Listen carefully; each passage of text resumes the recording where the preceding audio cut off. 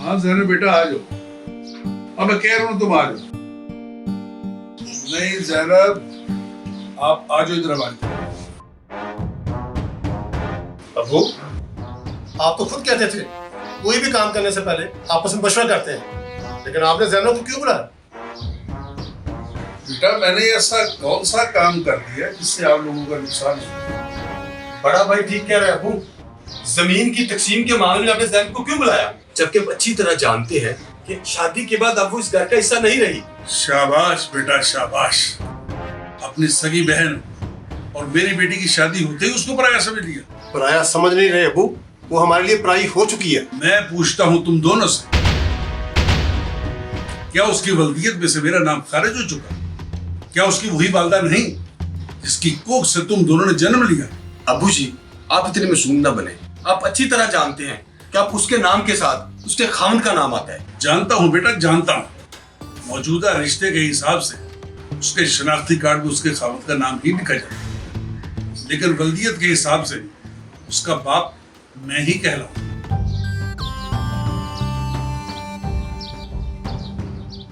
आप लोगों ने मुझे घर से रुखसत करके दिल से ही निकाल दिया, लेकिन मेरा बाप और भाइयों से रिश्ता नहीं टूटा। अब्बू, मैं मरते दम तक आप ही की बेटी रहूंगी।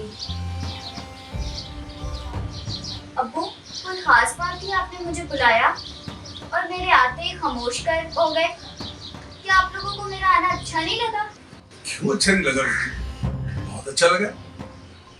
तुम ऐसा क्यों सोच रही हो? देखो जैनब, तुम इस घर में आ सकती हो, बल्कि चंद दिन रह भी सकती हो, लेकिन तुम्हारा असली घर तुम्हारे खामद का ही है। भैया, जिस बात का मुझे इल्म है, आप मुझे वो बात क्यों समझा रहे हैं? तुम छोटी होकर ये बात समझ रही हो, लेकिन हमारे अबू ये बात नहीं समझते, इसलिए छोटा तुम्हें समझा रहा है। शर्म आनी चाहिए तुम दोनों को। साफ क्यों नहीं कहते कि इसकी मासूमियत का फायदा उठाते हुए मेरी जायदाद में से तुम इसका हिस्सा हड़प करना चाहते हो? बेटा तुम्हें मैंने बुलाया, तुम्हारे बाप ने बुलाया यहाँ। चलो अच्छा हुआ अबू, आपने साफ साफ कह दिया कि हमारे माशरे में बेटियों के साथ दिया जाता है। मैं समझ गई भैया, सारी बातें मेरी समझ में आ गई।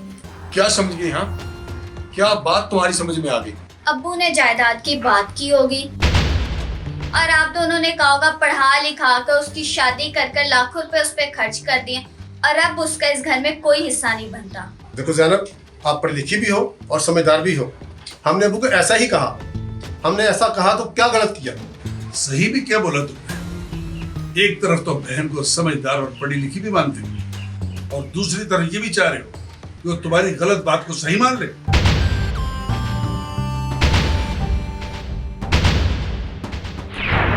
मैं वो करूंगा जिसका हुक्म मेरा दीन देता है। मेरी जायदाद में से मेरी बेटी का 1/4 हिस्सा बनता है